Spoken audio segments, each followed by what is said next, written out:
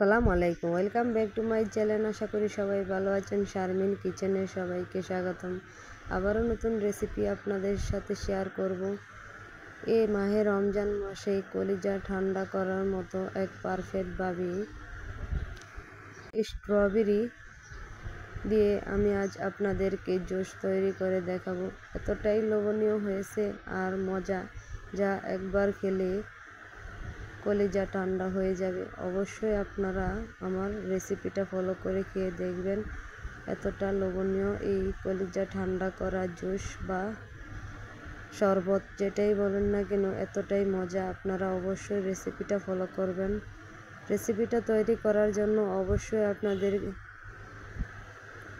Strawberry নিতে হবে। Strawberry flavour দিয়ে স্ট্রবেরি জুস তৈরি করলে খেতে ভালো লাগবে না। অবশ্যই আপনারা স্ট্রবেরি দিয়ে তৈরি করবেন। এই জুস খেতে যে দুর্দান্ত হয়, আপনারা তৈরি করার পর বুঝতে পারবেন। এই মাহে রমজান মাসে ইফতার আইটেমে আপনারা এই কলিজা ঠান্ডা করার মতো জুসটা তৈরি করে নেবেন।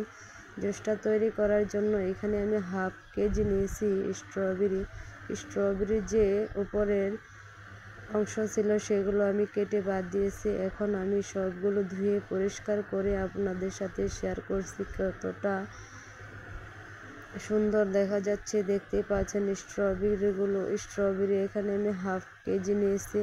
এখন একটি ইলেকট্রিক ব্লেন্ডারের সাহায্যে আমি আপনাদেরকে বিট করে দেখাবো।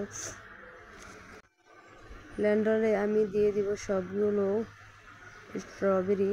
আপনারা অবশ্যই স্ট্রবেরি জুস তৈরি করার সময় লিকুইড জাল করা দুধ অবশ্যই এখানে ইউজ করবেন। এখানে আমি 1 কাপ পরিমাণ লিকুইড গরুর দুধ ইউজ করেছি।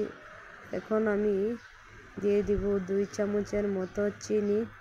এটা চিনি দিয়েছি যাতে স্বাদ ব্যালেন্স ঠিক থাকে, খেতে ভালো লাগে। স্ট্রবেরি একটু টক টক হয়, যদি চিনি দেন তাহলে খেতে অনেকটাই ভালো লাগবে। এখানে দেখুন আমি জুস করে নিয়েছি। এখন দেখুন কতটা সুন্দর হয়েছে। অল্প সময়ের মধ্যে আপনারা এই রেসিপিটা তৈরি করে নিতে পারবেন। ঘরে কোনো রকম ঝামেলা লাগবে না। এই ঝামেলা ছাড়াই আপনারা কলিজা ঠান্ডা করার মতো জুসটা তৈরি করে নেবেন। আশা করি আমার রেসিপিটা যদি আপনাদের কাছে ভালো লাগে অবশ্যই ফলো করবেন আর রেসিপিটা তৈরি করে একবার হলো ট্রাই করে দেখবেন আর কমেন্ট করে জানাবেন আপনাদের কেমন লেগেছে।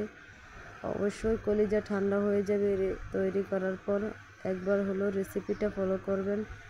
আশা করি সবাই ভালো থাকবেন, সুস্থ থাকবেন। আমার ফেসবুক পেজ অবশ্যই আপনারা ফলো করবেন আর আমার ভিডিওটা শেষ পর্যন্ত দেখে সাবস্ক্রাইব করে বেল বাটনটি অন করে দিবেন, যাতে নতুন নতুন ভিডিও আপনাদের নোটিফিকেশনে চলে যায়। এই পর্যন্ত আবারও নতুন রেসিপি নিয়ে আসবো। এই পর্যন্ত সবাই ভালো থাকবেন, সুস্থ থাকবেন। আল্লাহ হাফেজ।